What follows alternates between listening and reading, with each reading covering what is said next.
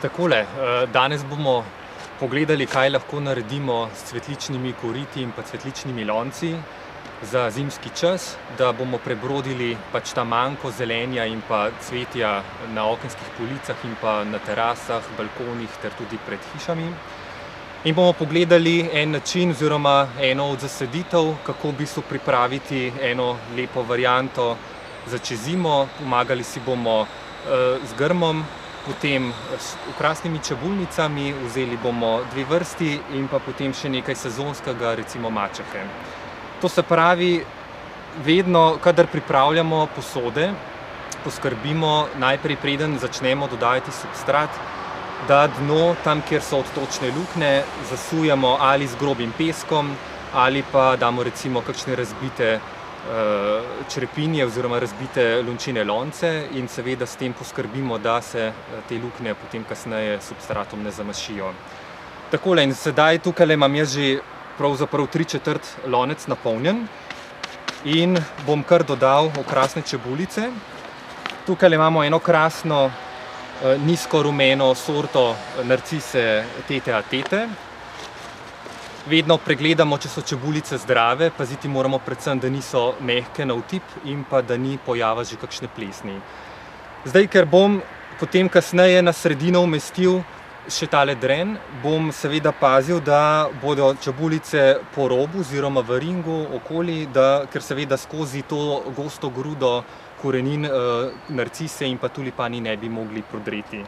Tako da najprej predlagam, da začnemo vedno z večjimi čebulicami in potem nizamo še manjše. Zdaj tale narcisa ima mnogo večje čebulice in pa tudi po rasti bo večja kakor tile botanični tulipani.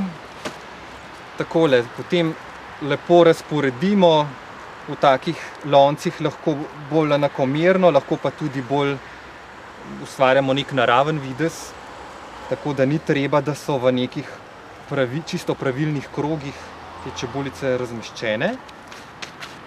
Takole, potem dodamo substrat, ker so, če kar pokažem, tele botanični tulipani, so čebulice mnogo manjše in paziti moramo seveda tudi na globino sajenja.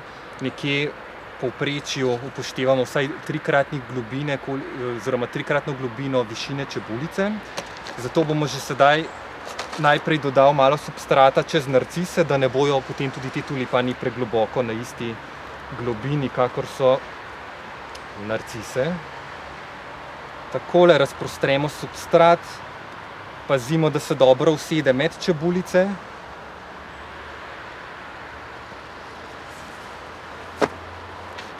In na sredini bom sedaj že kar, da potem umestil tale dren, da se mi kasneje ne bo vse skupaj sesuvalo in da ne bom zagrebil ostalih čebulic. Zdaj, če bomo imeli za dalj časa potem tudi v sezoni posajene takele grmovnice, pa nasploh pri vseh rastlinah seveda pazimo, da nekoliko potem tudi razrahljamo korenine, da se lažje vraščajo in da potem srkajo vodo in pa hranila.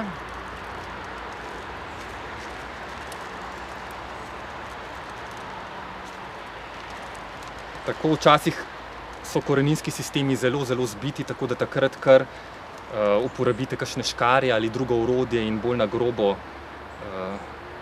razrahljajte to grudo. Takole na sredino bomo postavili tole grmovnico. Sedaj pa še tele krasne nizke botanične tulipane razporedimo okoli grmovnice.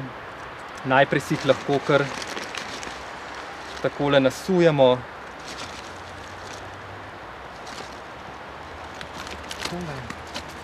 Potem pa le pazimo, ponavadi imajo vse te čebulice špičasti del, je tisti zgornji del, bolj top pa spodaj. Tako da potem le še tele čebulnice pravilno postavimo, da se ne bojo kasneje matrale in po ovinku rasle in iskale pot navzgor, da bojo čim prej lepo zacvetele. Seveda pa si želimo že tudi v tem času nekaj cvetja, pa tudi če bo takle lonec oziroma druga posoda stala na nekem bolj zavetnem koncu, kjer ni prepiha in pa hudega mraza, bomo še seveda tudi pozimi, če ne bo več snega, lahko še uživali recimo v cvetju drobnocvetnih mačeh. Zadnja leta se kar precej uporablja tudi tele malo bolj bujne sorte, ki se lepo razrastejo v širino oziroma rečemo jim tudi kar povešave mačehe. Takole. Zdaj tele se bojo še močno razrasle, še posebej potem spomladi, ko bo mnogo bolj toplo, zato nikar sedaj ne pretiravajmo z gostoto sajenja. Tudi njima malo razrahljamo tele korenine. Takole. In zdaj nam ostane samo še to, da zapolnimo ostalo praznino s substratom. Takole.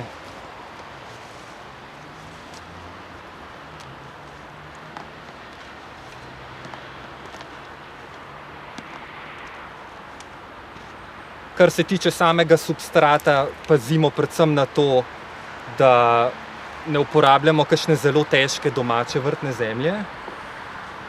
Po potrebi sicer lahko pripravljamo potem svojo mešanico, ampak je potem dobro dodati ali malo recimo kremenčevega peska ali pa celo nekaj perlita za zračnost. Takole.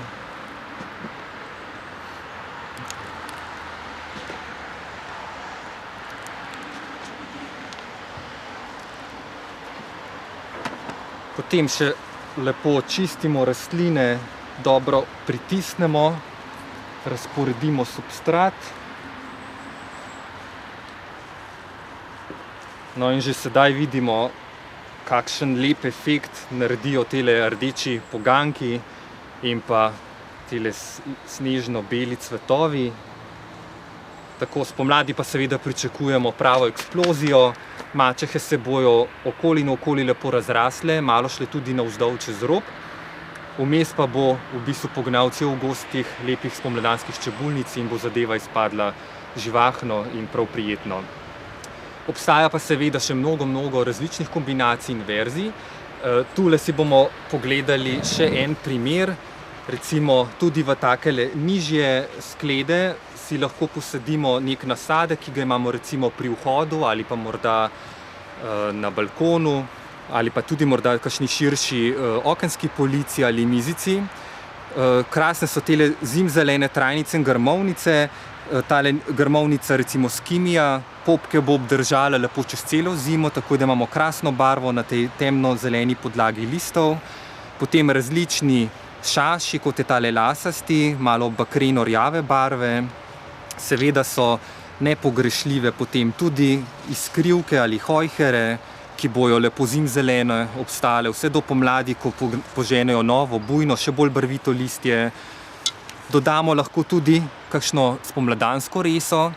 Za te zimske nasade je spomladanska resa boljša od jesenske vrese, zato ker se te popki v bistvu pripravijo jesen in se potem v toplem vremenu počasi čez celo zimo razpirajo, spomladi pa potem bujno zacveti v polnem cvetenju v rožnati ali beli barvi.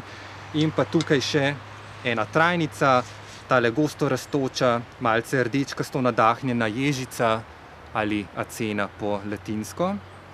Pa poglejmo še drug primer.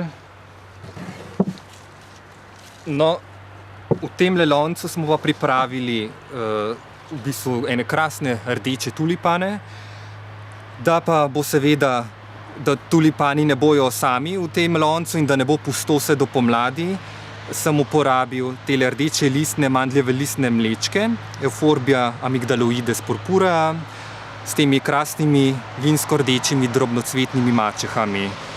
Mlečki bojo čez zimo dobili močno rubinasto barvo. Spomladi, tam nekje konec marca ali aprila, odvisno kako je toplo, pa zacvetijo še v živo zeleno-rumeni barvi in bo potem ta kombinacija res nekaj fantastičnega.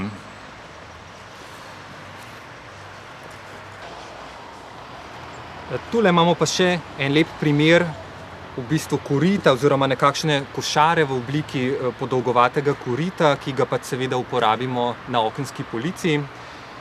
Za zimzeleno smo poskrbeli s kalocefalusom, ki sicer ni preziman, ampak bo lepo obdržal to srebrno barvo skozi celo zimo.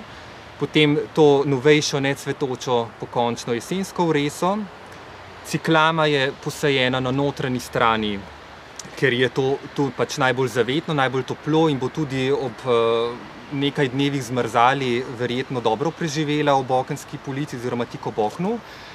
Spredaj pa smo posadili tele previsujoče mačehe, ki bodo v topli zimi, še posebej pa potem spomladi, se lepo pobesile čez rob. Notri pa smo že pripravili eno krasno kombinacijo vijoličnih in pa belih žafranov ter puškini, ki bodo potem seveda pomlad samo še dodatno obarvale.